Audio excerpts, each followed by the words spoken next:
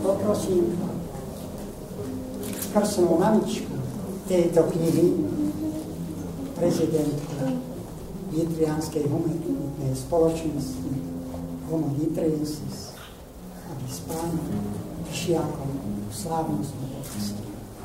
Nech sa páči.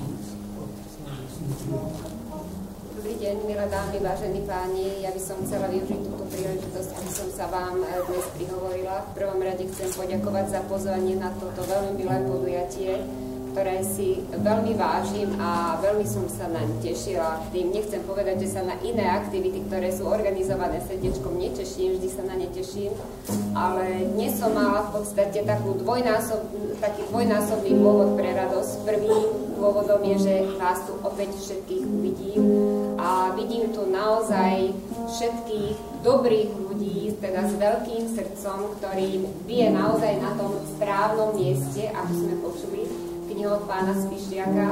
A tým druhým dôvodom je, že dnes vlastne sa nám dostáva do rúk táto úžasná kniha, úžasné dielo od pána Spišiaka.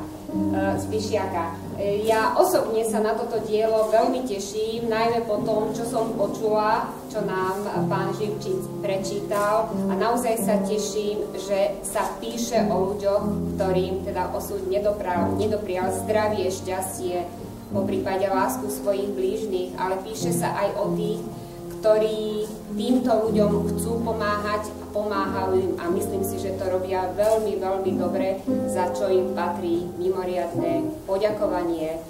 Ja som veľmi vďačná za to, že pán Spišiak sa podujal na napísanie tejto knihy, pretože je to veľmi, veľmi potrebné. Myslím si, že mi dáte za pravdu, že v dnešnom svete sme obklopovaní možno trochu lacnými až škandalóznymi informáciami, ktoré teda prichádzajú z médií, a naozaj si zasluhuje mimoriadnu pozornosť to, že žijú medzi nami ľudia, ktorí potrebujú nás, potrebujú našu pomoc a chceme, aby ich život bol v podstate lepší. Takže ďakujem ešte raz pánovi Spišiakovi, ďakujem všetkým tým, ktorí otvorili svoje srdce, otvorili sa svetu a podelili sa o ich životné príbehy. Naozaj veľká, veľká vďaka.